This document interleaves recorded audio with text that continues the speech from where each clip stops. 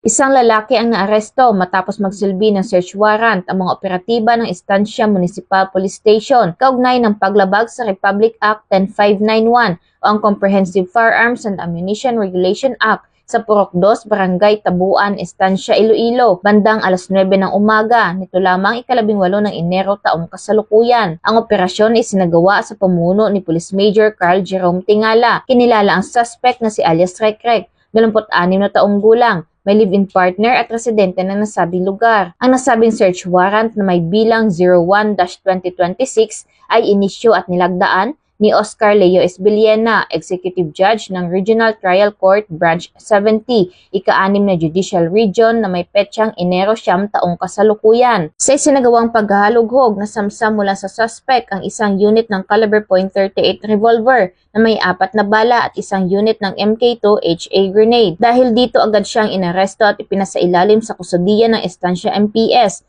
upang harapin ang kasong paglabag sa RA 10591. Ang matagumpay na operasyon na ito ay patunay ng patuloy na pagsisikap ng kapulisan sa pagpapatupad ng batas at pagpapanatili ng kapayapaan at kaayusan sa komunidad. Sa maagap at maingat na aksyon ng Estancia MPS, napigilan ang posibleng banta sa kaligtasan ng publiko, isang malinaw na pagpapakita ng dedikasyon ng PNP sa kanilang tungkuling protektahan ng mamamayan at panatilihin ang kaayusan sa lalawigan ng Iloilo. Mula dito sa Police Regional Office 6, ako ang iyong Police News Network Correspondent, Patrolwoman Glidel Astrologo, alagad ng batas, tagataguyod ng Balitang Pulis.